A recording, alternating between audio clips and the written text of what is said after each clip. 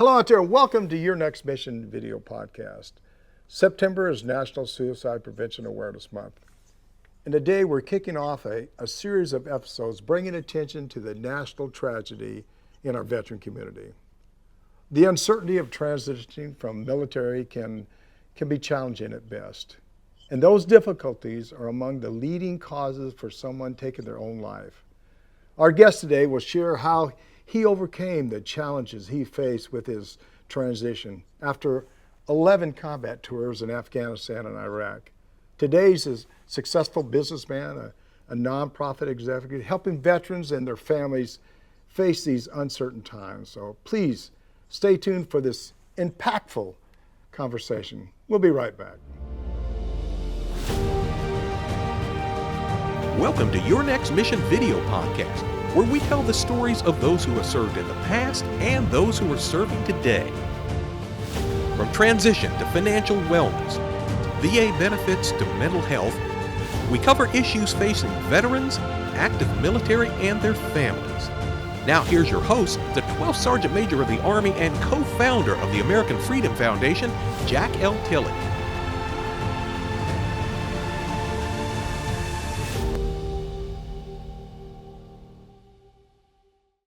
Thanks for joining us, and thanks to all of our veterans and service members and families for your service to our great country.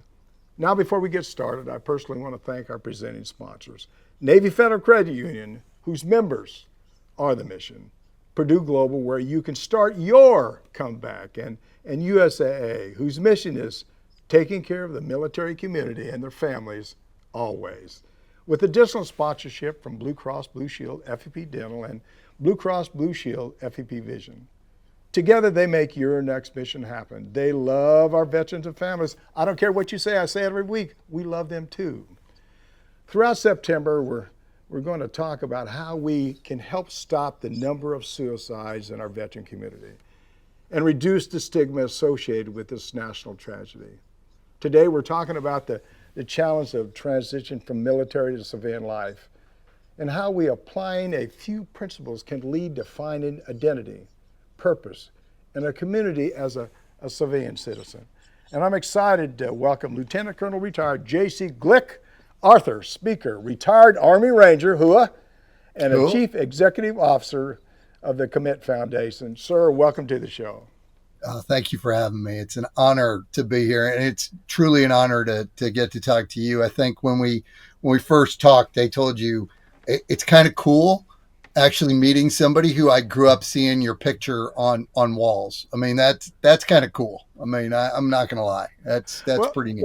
Well, I often wonder what they did with all those pictures when I retired. I keep looking for something laying on the ground or something like that. But I've never been on fire. Hey, look, before we get started, how about telling the audience just a little bit about you, because we're going to dig into just a little bit about yourself.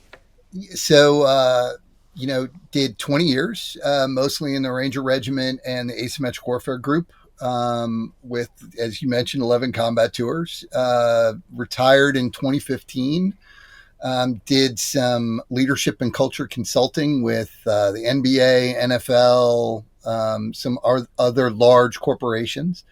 And, in the last year and a half have been lucky enough to lead the Commit Foundation, which really kind of takes everything that I've experienced and gone through and puts it all together. And it's really, it's a great team. It's a great mission. And, it's allowed me to grow more, in that interim of before I got to Commit, I wrote some books and was always looking for a way to serve more.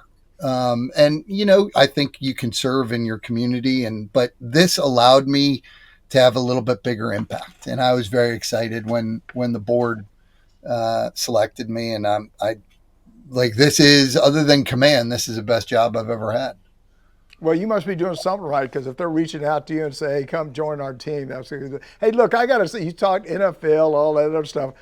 I'm going to be honest with you now. You don't look like a basketball player, but you do look like a football player. I think that when you work with athletes and you've come from, the military, I think there's there's an understanding of work ethic. There's an understanding of training. I think, I've always been a proponent that we were tactical athletes. That's how we Yeah. should treat, warriors. Yeah. And so it does help that, being 6'3" and 230 pounds kind of helps you when you are talking to, though I will tell you, like you talk to a guy like Julius Peppers, yeah, that dude makes me look small, and every NBA player makes me look small.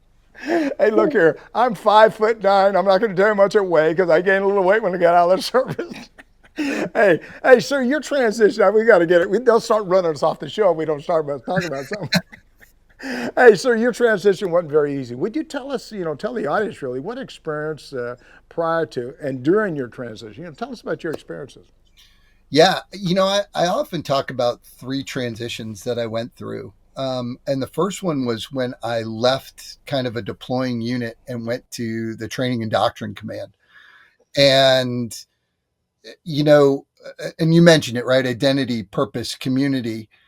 Overnight, they moved me from the asymmetric warfare group to Training and Doctrine Command. And I lost, I was a ranger, I was an operator, I was a combat soldier. Okay, now I'm not those things. And purpose, like, okay, I know that I'm supposed to prepare them for war, but I'm also got to balance that with getting enough numbers out the door. And that doesn't always work. And then all my people, most of TRADOC, like I looked at where I was at Fort Jackson, it was a lot of civilians who were running Fort Jackson. They were doing good work, but they weren't necessarily the people that I had just spent a decade, overseas, working with. And 18 months after they moved me to TRADOC was my first of 4 suicide attempts. And I had 2 while I was in uniform because I and once that happened, I know at that point I was a battalion commander and I said, they're never going to let me go back to the Army that I want to be a part of, that I identify with. So I'm going to get out. And then I had 2 after I got out. And what's interesting about my transition is if you look on paper, it looks amazing, right? I was a partner in a consulting firm. I was working with, professional sports teams. I was writing books. I was making a very good living. It looked like I was successful, and I had 2 more suicide attempts because who am I now that I'm out? Right. And it wasn't like, well, I'm a lieutenant colonel. I didn't feel like that. I always felt like I was a ranger. I was a warrior. Well, you're not a warrior, right? And they say soldier for life, and God bless them. I understand the idea of that, but you're not doing soldier stuff. You're doing other stuff. And what's my purpose had to be more than to make money. Like, and you might make a team better, but then you leave, you're on a contract. Like you're not, you're a consultant. And then I really, one of the mistakes I made is I ran so far away and fast away from the gun club, right? Like my people. Yeah. And, you look around and all of a sudden you're really lonely. And you're like, wait, like, who do I talk to? Like nobody has these similar experiences than I do. And so I really, really struggled. I didn't know who I was. I didn't know what I was here for. And I didn't have people. And I'll tell you that showed itself in some really negative ways. I was a really bad husband. I don't think I was the best father. I was angry all the time. And I now understand where that anger came from, but I was making everybody around me miserable. And I saw that, and I wasn't feeling sorry for myself. I saw myself as the problem. I was the problem, and I could eliminate the problem. And that's why I attempted suicide, is because, well, no, the problem is me. I'm obviously jacked up. I am making these beautiful children like afraid of me. My wife at the time, who's now my ex-wife, like there was no way she was happy. We were completely ignoring her transition, right? She had spent 20 years as a Ranger wife, taking care of the kids during all those deployments. She lost her identity, purpose, and community. I completely ignored that. And I was the issue. And I think, you get a lot of stigma around suicide that really frustrates me, right? One is, well, it's a permanent solution to a temporary problem. Okay, that's very logical talking, and you're not logical when you're in that state of mind. ask for help. Okay, well, stop. You've told me my entire career, rightly so, I can do stuff on my own. I don't need anybody. Be Well, self-sufficient. yeah, but the fact of the Right? matter is, yeah, but the fact of most of us are taught in the military not to talk about those things. Right. You're not Right. going to tell somebody I got a chink in my armor. You're not going to tell somebody I can't do anything. I'm not going to tell you how I feel because I don't want to go to war with somebody like that. And you're Exactly. afraid. You're afraid because if you say that, then people will they'll think less of you. You know, Absolutely. they'll think less of you and they don't want to go to combat, or they don't have the trust and confidence in you, especially as a commander. And and the units that you represent, by that time you're wearing a unit on your sleeve forever, right? And so you represent that unit. And then this idea that, like, well, it's selfish. Are you kidding me? It was the least selfish thing I could do. Was I am the problem. I am screwing up my children, my ex-wife. Like, this is on me. And it took me a long time to figure it out. And I'm really lucky. I credit it to three things. I think I got a really good psych finally, who was able to help me get off a bunch of medicines that we just put people on when Yeah. they're in that place. That's certainly a downfall in the military too. We have a tendency to do that all the time. Here, take this. This will help you. Go ahead. Yeah. Yeah. It was lots of pills. And so she helped me get off of that. I had a service dog for 5 years. That was absolutely essential. And the support of my wife. I got remarried. And what I realized was support doesn't always look like agreement. Sometimes it looks like calling you out on your stuff. Like, Yeah. hey, you're thinking wrong. Yeah. I didn't want anybody to feel sorry for me. I wanted somebody to help me figure this thing out. And I was really fortunate to have those things in my life and get to a place where, I can separate who I am from what I do. And I can build a community of choice. And I can find purpose, not in some grandiose, support and defend the Constitution of the United States, but like in every moment. Like right now, my purpose is getting to talk to you, and tonight it'll be, date night with my wife. And like my purpose can be in moments as Well, that opposed date to, night's a lot better than talking to me. I'll tell you that right now. okay, as much as I like talking to you, I'm going to agree with you on that one. Date night is definitely better. Yeah. Yeah. But a lot of things that you said, I would say that, geez, the majority of people say the same thing. And I go back, I wasn't a good father. I don't know why my wife ever stayed with me. I've been married over 50 years and oh, Lord, I put her through hell. And I wasn't a good father. I mean, I was more focused on the military than anything else. When I jumped out of the military, I started to do the same thing. Then I realized that I needed that structure, those military guys and gals around me. So I had something in common with somebody. So I formed a company, and all the people I hired was ex-military. So at least I talked to somebody that would at least agree with me every once in a while. But for me, the question is, I had a turning point, and I'm sure what was your turning point? Was there a turning point? I think it was a gradual, my wife tells me that, I just say what we do at Commit is about transformation, not transition. Transition is a state, and transformation is a way of being. And I think my wife says you have to have a couple of transitions to have a transformation, because you got to learn from those things. So I would say that over I can think of some key points, some of which were even just a couple of years ago, when I said, oh, well, my identity, I'm Jen's husband, and I'm Casey Corbett and Steve's father, and I'm Grace and Brennan and Isabel's stepfather. And they said, no, that's still a role. Who are you? And all of a sudden I went, oh, I was doing the same thing. Okay, well, hold on. Yeah, I aspire to be kind. I aspire to be innovative. I aspire to be driven. Who I aspire to be is who I am as a person. And that makes me good at the roles.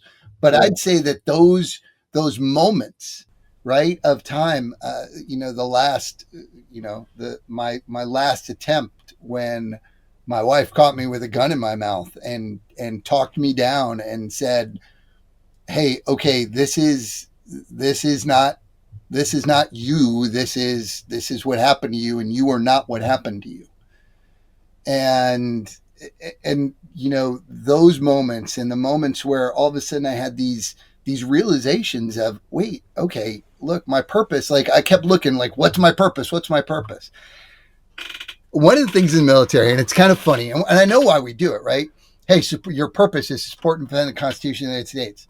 Yeah, sometimes I cleaned toilets. Sometimes I painted rocks.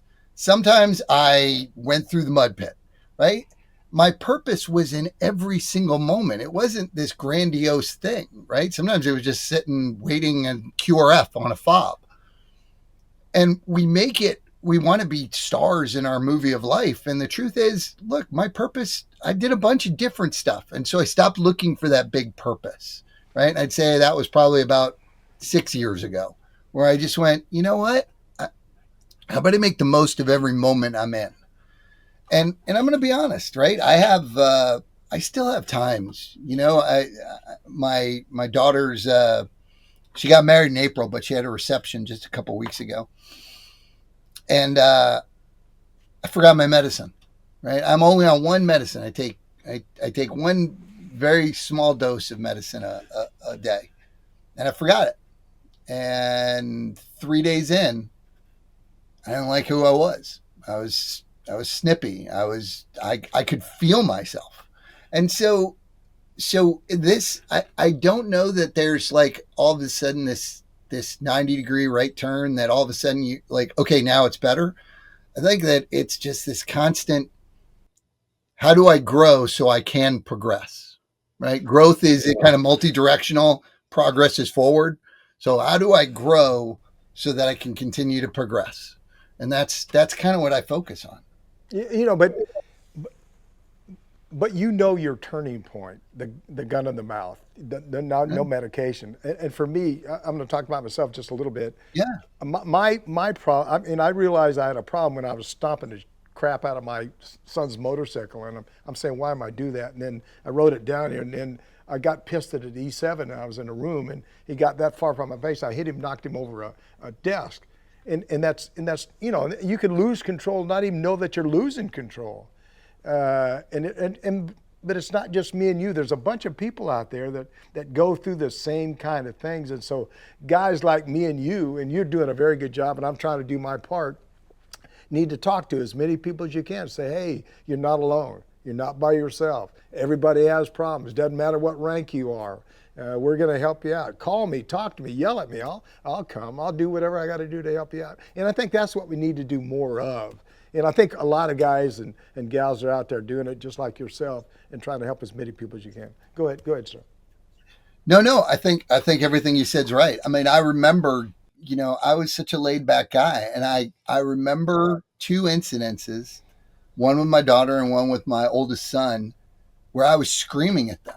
Yeah. Screaming at them for like the dumb, like one time my daughter like interrupted a conversation, like nothing, like she's a teenage girl. She was talking. They always interrupt. Yeah. And then my son who couldn't swallow a pill. And for whatever reason, that upset me. Yeah. And I remember thinking, I am a problem. And I think that one of the things that we don't do well is, and I really appreciate, because you're coming from a different generation that doesn't talk about it. I think that the Vietnam War versus the 20-year war, I think we're starting to figure out we need to be more open, because guys like you who I remember seeing when I was a cadet, your picture, like saying like, I want to be like that guy. People need to know that like, no, I'm a human, right? People need to look at the guy who looks like an Army Ranger, and go, no, he's just a human. Like he's failed a whole bunch more times than he succeeded. He does a whole bunch of jacked up stuff. And I think we put on these personas because we think that as leaders that's people can't see weakness, right? And I think that I have gone out of my way to say, look, what you see is what you see, but let's talk about all the things that are inside that made this. And look, what you see is it's such a small part of who the person is and the fight that they're going through, whatever that is. Yeah. So I appreciate that. Well, I think the other thing is being very open. I don't know how it happened to me. I don't know why I did it, but for my entire life, probably probably my entire life, I've been very open about war, about how I felt about war, about how it affected me in war, and the struggles I went through. And the other thing, I tell people, I used to give up, and I don't do it as much as I used to, but you give speeches, and at the end of the speech, I'd play this record, A Message from Home from Lone Star, and everybody would cry, and I'd cry too. And sometimes you got to let that guard down. You got to let people, just what you just said, let them know who you are. I'm just like you. I'm no different than you. I just have a different job and a different responsibility. Hey, we need to take a quick break. When we come back, I want to talk about, of course, something near and dear to your heart, the books you wrote, and I'm guessing played a large part now in your eventually successful transition. So please, sir, stay right. I know you're not going to go. You're a good ranger. You'll stay right there. Don't move. Hey, this is Your Next Mission video podcast with me, your host, Jack L. Tilley, 12th Sergeant Major in the Army. And if you're enjoying the discussion, if you're not enjoying the discussion, something's wrong, because we're talking about ways to make you and me and all of us better, ways for us to understand exactly what those issues are, talking about them, telling people how you feel and telling people what changes you inside, no matter what rank you are, either at the top or at the bottom. It didn't matter. We all struggle. You just got to know exactly where to go and who to talk to. And you talk to anybody that's around you because they want to help you. Please like us. Click on that subscribe button below, and be sure to click on the bell to receive notifications of all of our upcoming video podcast releases. I'll be right back after a word from our presenting sponsors.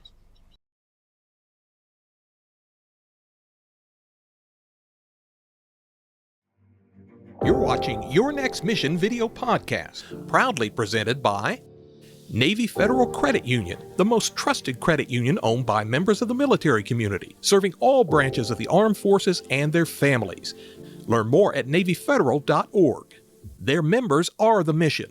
Purdue Global. You're ready for a comeback, and with Purdue Global, you can do more than take classes. You can take charge of your story, of your career, of your life. Earn a degree you can be proud of and get an education employers respect. Start your comeback at purdueglobal.edu. And USAA. A promise is a trust not to be broken, whether spoken with an oath Solemnly swear. or sealed with a pinky. And after 100 years, we're still taking care of the military community and their families. That's our mission, always. Now back to your host, the 12th Sergeant Major of the Army, Jack L. Tilley.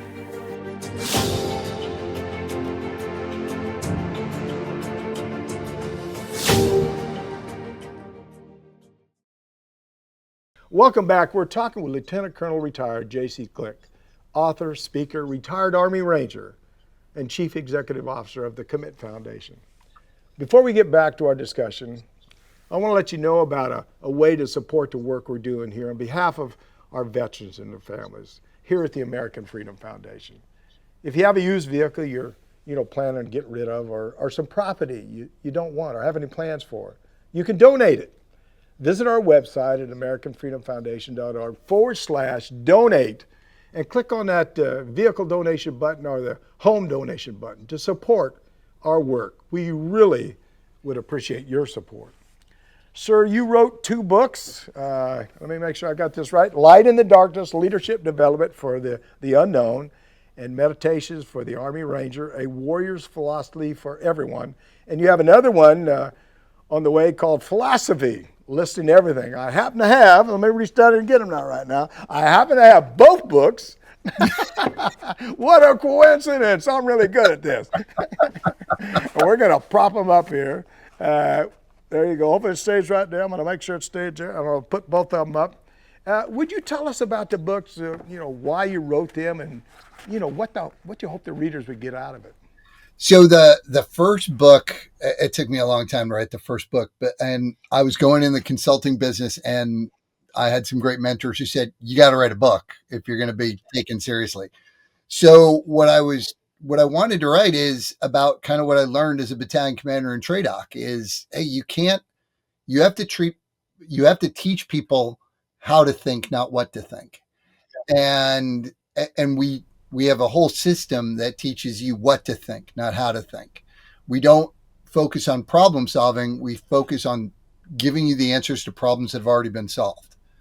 And so I really wanted to write something that was about how do you get more out of people, right? How do you get them to think? How do you get them to solve problems when you're not around to tell them what to do? And I was lucky, right? The NFL loved it. They actually bought them for all their head coaches. Microsoft bought it for all their leaders. And they really enjoyed, and a lot of it was stuff that I learned from, NCOs, quite honestly. In fact, the first book is dedicated to every NCO I've ever served with, because NCOs knew how to get the most out of everybody. And they, unlike officers, they don't just lead down, they lead up and across. And that's a very big difference that I don't know the military really acknowledges a whole lot. As an officer, I lead down. I'm not expected to lead up, and I'm not expected, in fact, I'm discouraged from leading across. But NCOs are expected to lead up, to lead across, and to lead down. And so I took those lessons and I put them in that book. The second book took me no time, because what I realized is I was telling coaches, I was telling leaders stuff that I had learned in combat. And I said, when I looked at a lot of philosophy books, Marcus Aurelius, Socrates, etc., those guys had all been warriors, and they had learned from combat some really clear ways of being. And I said, we need to resurrect some of the things that we learn in combat. Like, one of the things that's in the meditations book is there's no such thing as lead by example. You set an example and then you lead, but leading requires you to provide vision, guidance, direction, right? You can't just be a good example and expect everybody to follow you. It's not leadership. That's being a good person, setting a good example, but you've got to tell them, follow me. Hey, maybe we shouldn't be doing this.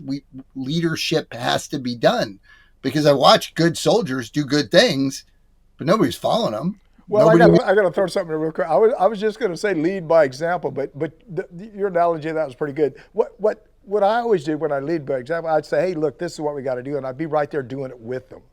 And so Yes. You can coach and teach them as you go along.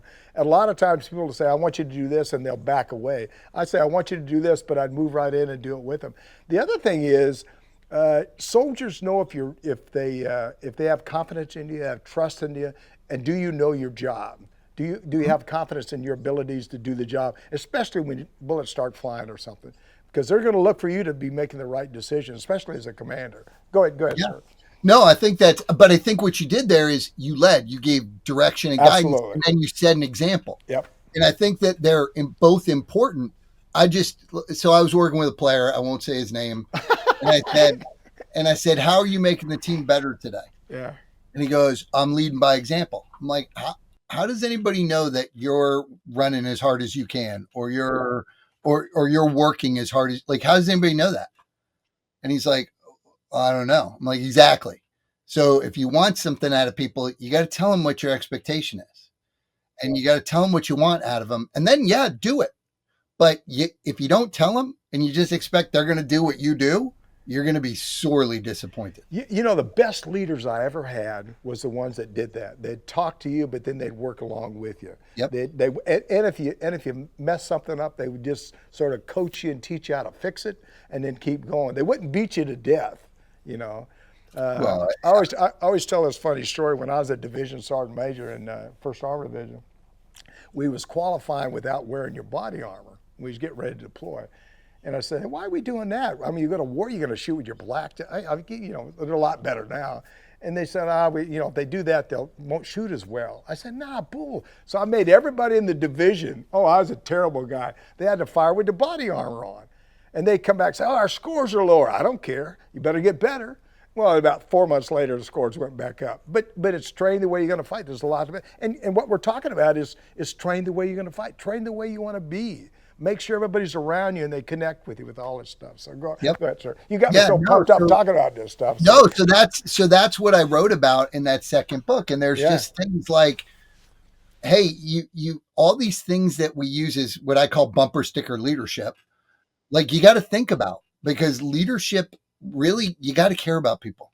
I always said you can't lead what you don't love, and it's a one-way street. They don't have to love you, but you got to love them. You don't have to like them, but you got to love them.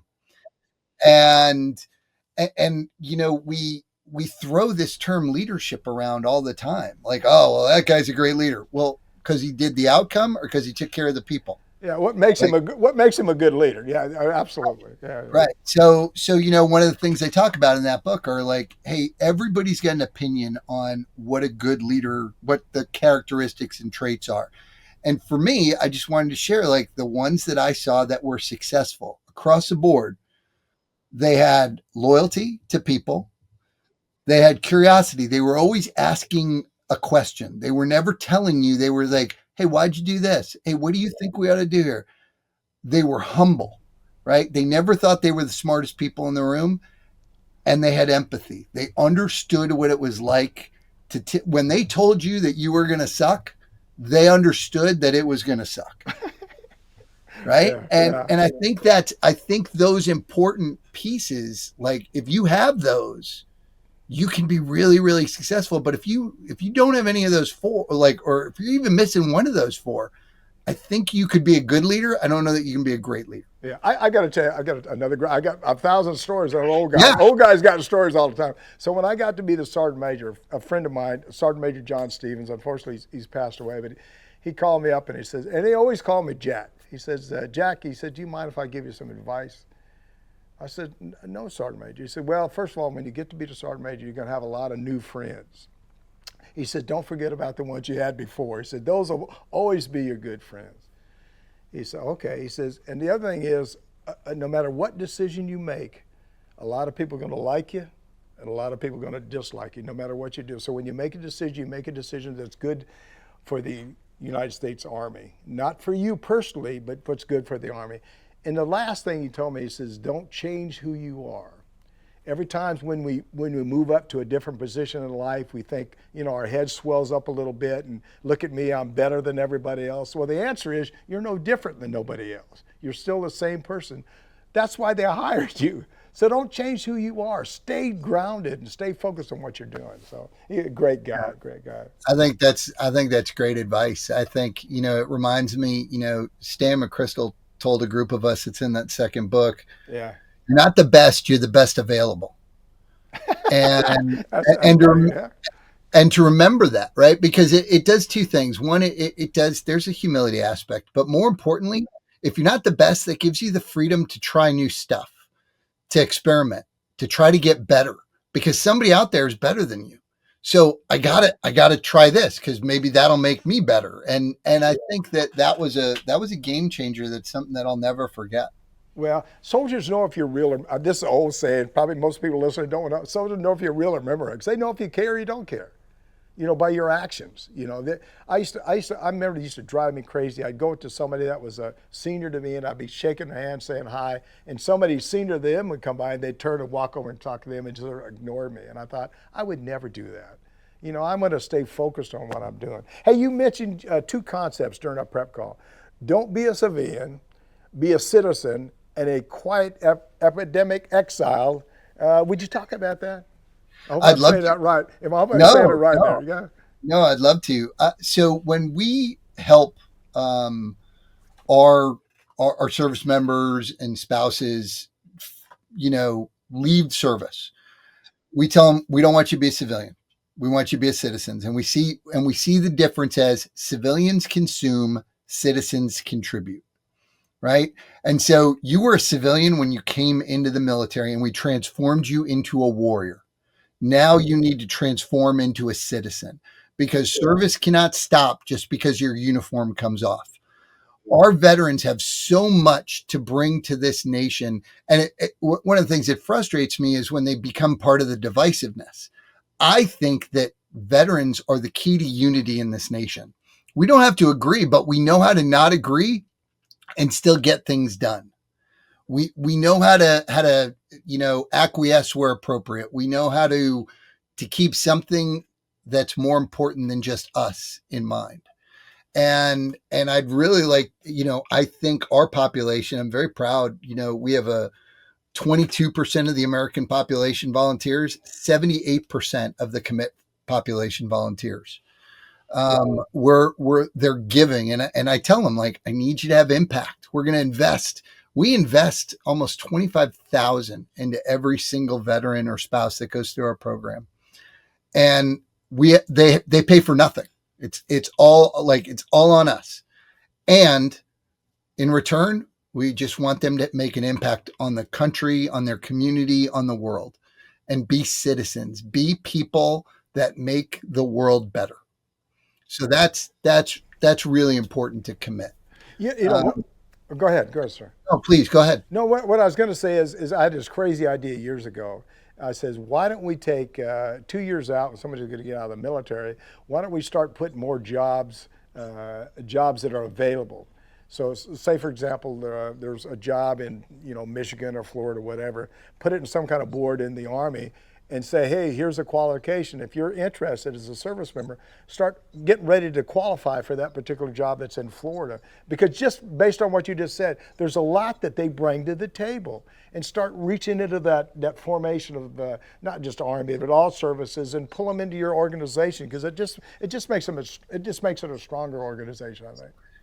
Well, I think you're spot on, and unfortunately, and I understand why, right? And everybody wants to badmouth TAPS. I think TAPS does exactly what they're designed to do, and I think they do it really well, right? People want to badmouth it because it doesn't do X, Y, and Z. Well, it wasn't designed to do that. Yeah, just help you get out. and the DoD, like, as a commander, it's hard to let a guy go a year out because he's still on your books. You're not getting, right? I mean, I get it. I understand. Nobody's at fault here. This is just a system that's really hard. However, if we can just spend a little bit of time, right? I really think it will pay off in reenlistment rates. I think it'll pay off on and enlistment rates, because if I take care of you getting out, you're going to say all sorts of good stuff. That's right. When you get out. Yeah. And I just think if we look at it, I saw a comment. I have a good friend who's in the personnel section. She's still active, and she posted something about they're shortening the window for like skill bridge, and they're shortening the window for clearing and stuff. And she said, I think this is a mistake. I think she's right. And some guy who got out as an 06 said, no, you don't need that much time to clear. So, I'm a nosy dude. I went in and I looked up this guy, and he retired from the military academy. And I guarantee you he had more than enough time to do all the things he had to do and leave. Yeah. But I got to be honest with you.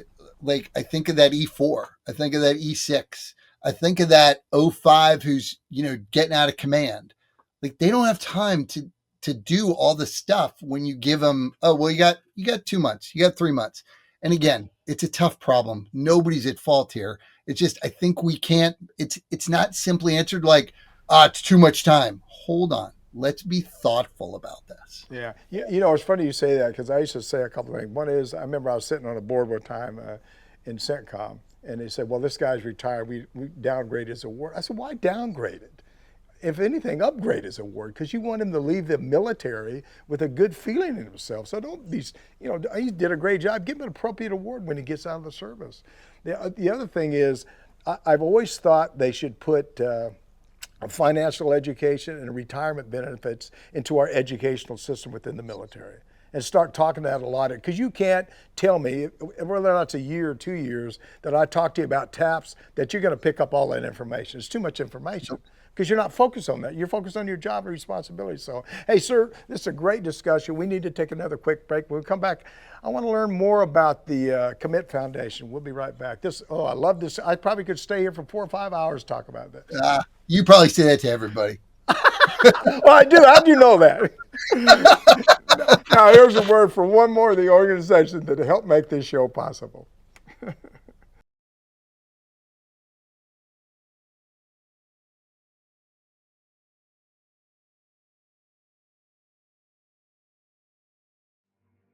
You're watching Your Next Mission video podcast, brought to you in part by Blue Cross Blue Shield FEP Dental, Blue Cross Blue Shield FEP Vision, Part of transitioning out is that dental and vision insurance breaks off from your medical insurance. Vision and dental is very important to be able to enjoy your retirement. Blue Cross Blue Shield makes the transition so much easier.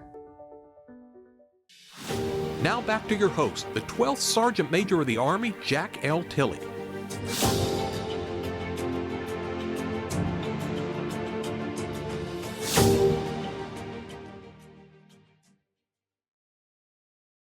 Welcome back. We're blessed to be here today with Lieutenant Colonel retired J.C. Glick, author, speaker, retired Army Ranger, and Chief Executive Officer of the Commit Foundation.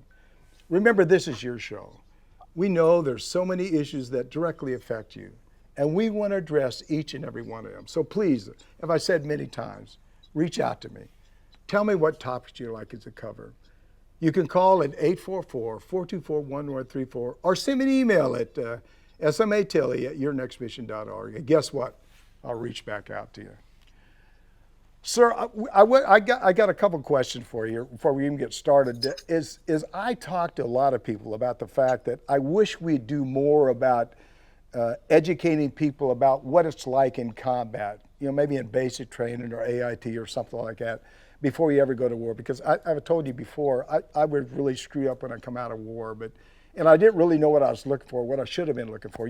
What do you think about? Do you think we ought to be talking about those kind of things? Maybe in basic AIT, I don't know where, but. I think we ought to be talking about it in basic training. Yeah. And we did add that when I was commanded 2nd Battalion in the 39th Infantry.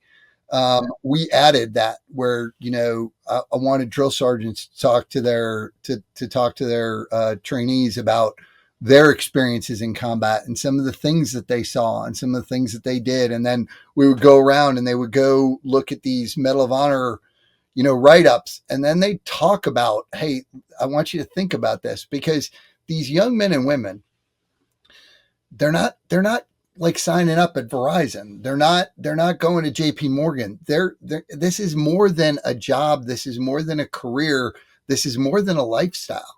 This is a way of being. And it comes with some really, really harsh realities that again, you should know going in.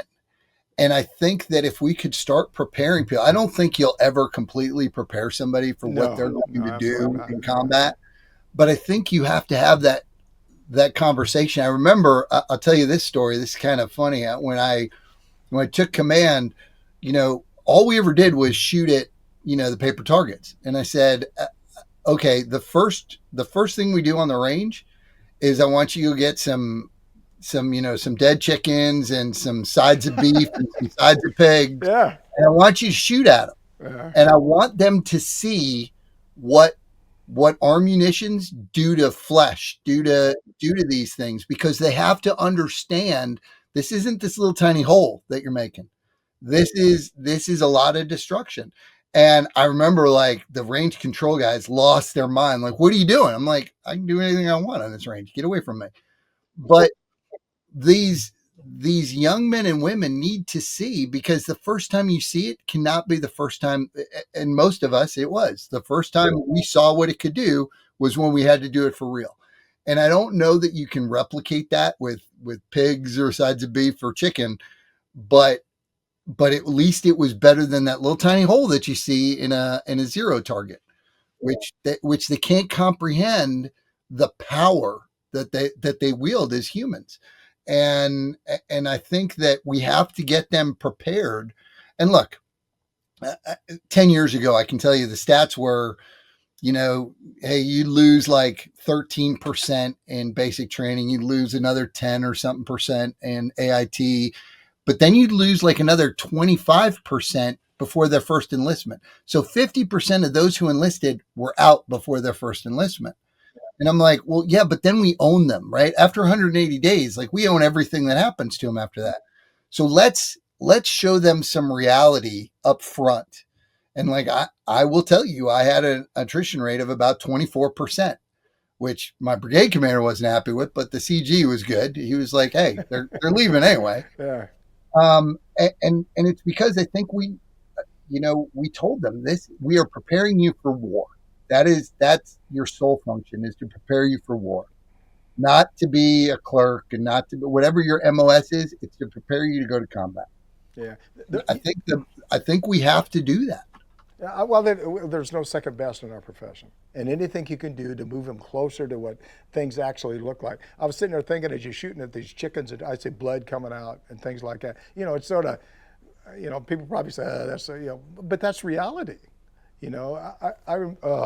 I've seen, just like you, I've seen some terrible things that I certainly want to block out of my brain. But the closer you can get to reality, the better you are in a fight, the better you deal with those issues. And you don't have time to think about anything. You're reacting and doing your job. So yeah, I agree with you. I think we ought to do something. I don't know what. Maybe shooting at chickens or pigs or whatever. Maybe that's not a bad idea. but something that gets you a little bit closer. But I think the other thing is talking about it.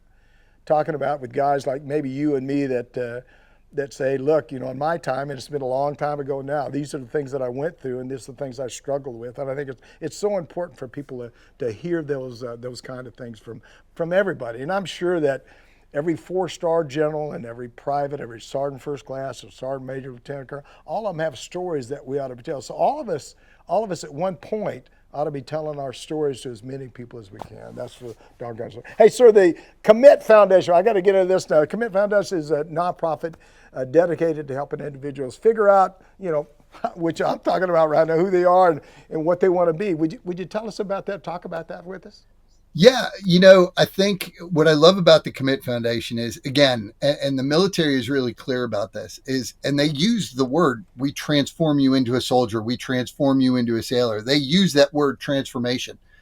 And yet we continue to use the word transition when you get out, whether you've been in, 6 years or you've been in 26 years. And again, this is the example I give. So this can was full, and it went through a transition. Now it's empty. But if I put this can in the parking lot, people are going to say, well, that's still a can. But it's gone through a transition. It hasn't changed at all. It's a can. But if I say I want to make this into a Tesla, it has to go through a transformation. It has to be deliberate. It has to have an outcome in mind. It has to have intent, and it has to have, I have to have a process to turn this into something else. What we don't want is, look, you're not a soldier for life. You were a soldier. Right? You are still part of that community, but you can't do soldier things anymore. And that's okay. You can still do great things, but you need to transform into this citizen. And that's sticking with your values that aren't just Army values or Navy values or Air Force values. They're your values, and they're good. And you probably had good ones coming in, and now you've refined them. But that's who you are, is your values. And you've got to figure out, what do you like to do? How do you bring impact to the world? How do you make the world better? What's your role in the ecosystem, right? And then, you're so lucky as a young person, right? You come into the military and you're given your identity, your purpose, and your community from day one, and it never stops. You don't have to think about that for as long as you're in. But when you get out, you got to think about all those things, and community may be one of the tougher ones, because you get to pick your people now. And you never had to pick your people before. You never got to pick your people. And luckily, the military's got, I can think of one person I didn't like that I served with. Yeah. Everybody else, even if they weren't my kind of people, I still liked them. Yeah, that's a good person. And even the guy I didn't like, he's still a good person. I just didn't like him. Yeah. And when you're out, you've got to build that. You've got to build that. And it's hard in today's society where it's so, it's very individualized, right? From social media to, how you do, to compensation, to everything else. It's very individualized. And nobody is thinking about, people are very concerned with themselves. And we all come from a culture where you have to think about everything before yourself. Somewhere in the middle is probably good, but I think you've got to find those right people. You make me think of another. I got to tell you another story. Yeah, yeah. So when I got out of the Army, I'm used to being, you go somewhere, shake hands, everybody, hey, how you doing? I'm Jack, sort of me. So when I moved in, I built a house. I started going to all the neighbors. Hey, I'm Jack Tilley. I'm your neighbor down here. And I went to about 4 or 5 houses and went in the house. And my wife looked at me and she says, they're going to think you're a nut. Don't do that anymore. Because most of them just go in their house, close their door. They don't want no interaction with nobody. So I've been living there now 20 years, and I've got connections now. We're all friends. But a lot of them just sort of go in and get in their own little world and don't want to commit to anything. It's sort of Okay. It bothered me. All right. I got to give you I'm with you. I relate because I remember when I first moved to New York, I'm on the train into the city. My wife grew up here. She grew up on Long Island. We're going to the city.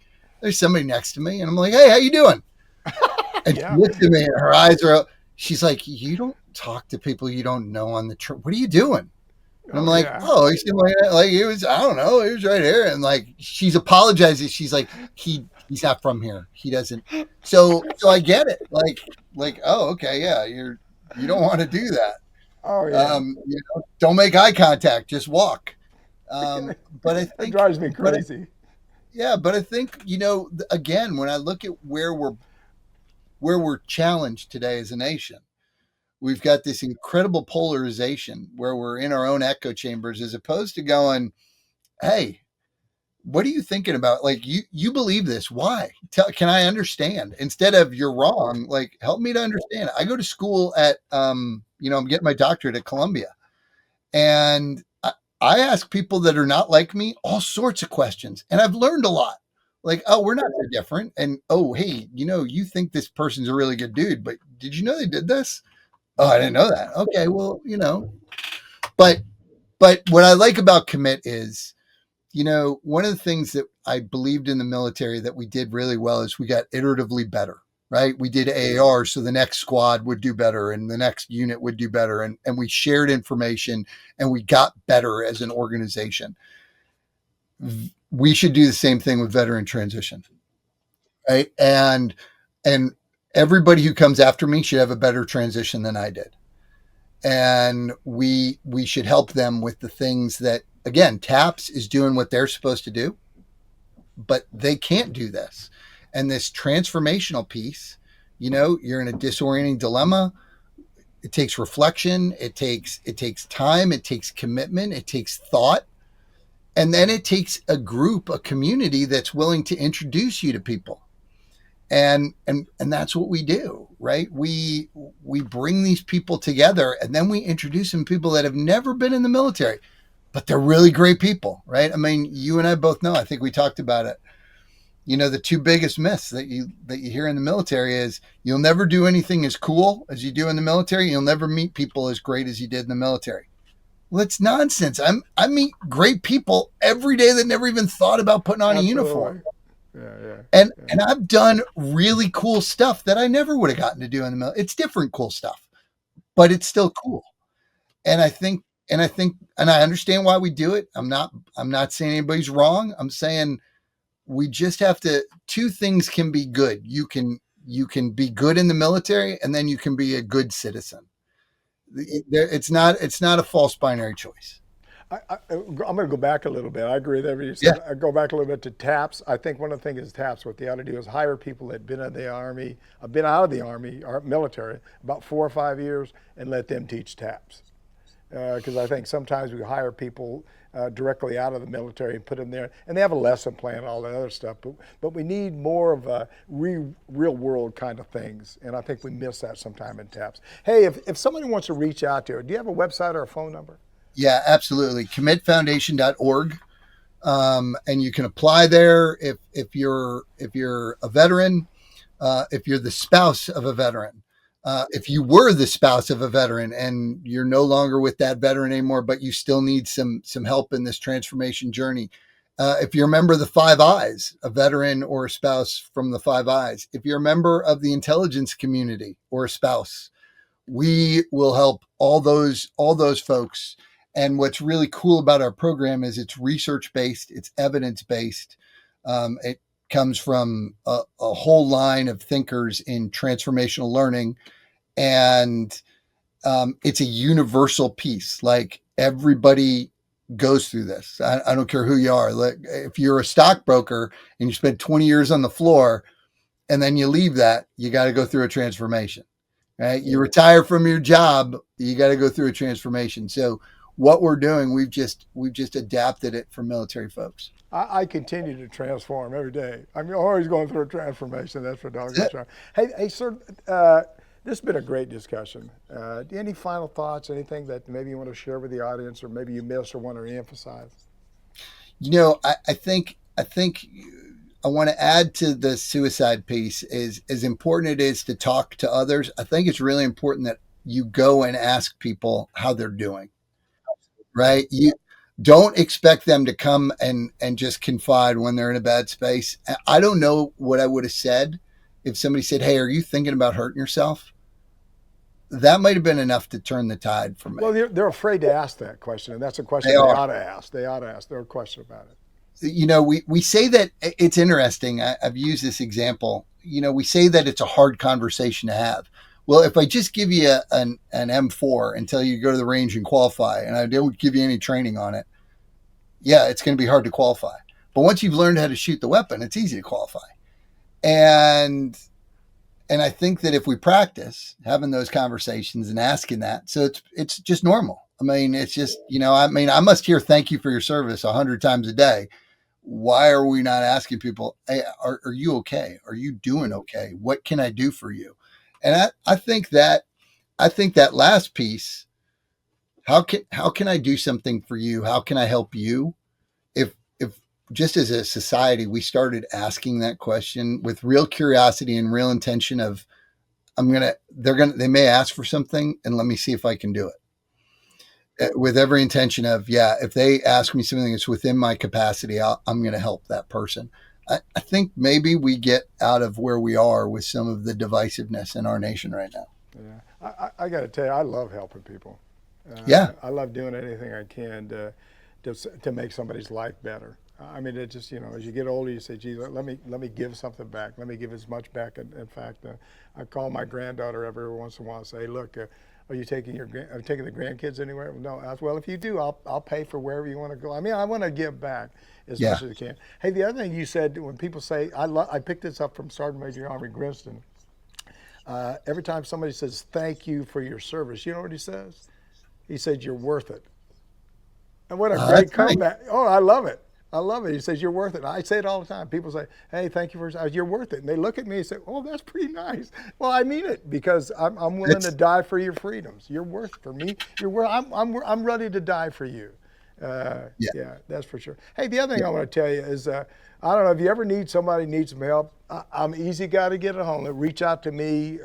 I'll give you my phone number, not on the show right now, but email, LinkedIn. When I talk to somebody, if you're in a bad spot, I'm here for you. I'll do whatever. Oh, you're in trouble now, because I've already got 3 or 4 places I want you and Ted to be. So you're in trouble. Oh, wait a minute. Well, Ted's the big guy. You don't know that, but he's got these ropes and stuff. He's just making my hands move and stuff like that. Hey, sir, thanks again for being on the show. Really appreciate it. Hope you had a great time. And thank you so much for the great information, great insight. And thanks for being honest and straightforward. And I think that's certainly what we need. That's for sure. Thank you, Sergeant Major. It was an absolute privilege. It really was. I mean that from the bottom of my heart. Thank you. Oh, God bless you. Thanks again, Lieutenant Colonel Retired J.C. Glick of Commit Foundation, for being with us. I'm Jack L. Tilley, 12th Sergeant Major of the Army. You've been enjoying Your Next Mission video podcast, and thank you for joining us. Log on to our website at yournextmission.org, and while you're there, you can visit our nonprofit and corporate partners who have jobs and services available that can assist you in your transition from the military. And check out our job board in partnership with Recruit Military and Opline, where you can create your own personal profile that will match you with just the right job real time. You can follow me on our social media pages, Facebook, X, Instagram, YouTube, LinkedIn, of course, Rumble. And if you like what we're doing with Your Next Mission, please click on that subscribe button below. And don't forget to click on the bell to receive notifications about our upcoming video podcast releases. Remember, we want to hear from you. Please leave me a message at 424-1134, or send me an email at SMA Tilley at yournextmission.org. Thanks again to Lieutenant Colonel Glick for joining us today. It was just wonderful. It's good to have somebody on the show. I mean, a lot of people are on the show and talk. A lot of people talk about a lot of things, but when you get to somebody that just opens up to you, talks about the fact that he was going to take his life, and says, talks about the things he should have did. He opened up and said, hey, here I am. Look at me. I've got problems. I've got issues, and reach out to me. Talk about how you feel. Tell people how you feel. Don't be afraid to talk about those kind of things. I even talked about the things that bothered me, and it's a form of therapy for you to tell people how you feel. I just want you to know you're not alone. None of us are alone. We all are bonded by that that warrior creed, and we all want to stay together and help each other. If you need help or have some difficulties coping with your transition or any other mental health challenges, please reach out to Suicide Crisis Lifeline by dialing 988, and someone will be there to talk to you. Thanks for watching, and thanks to New Mind Studios. Of course, our sponsors, Navy Federal Credit Union, Purdue Global, USAA, Blue Cross Blue Shield FEP Dental, Blue Cross Blue Shield FEP Vision. We appreciate all you do for our military. And as always, see you on the high ground. Hooah!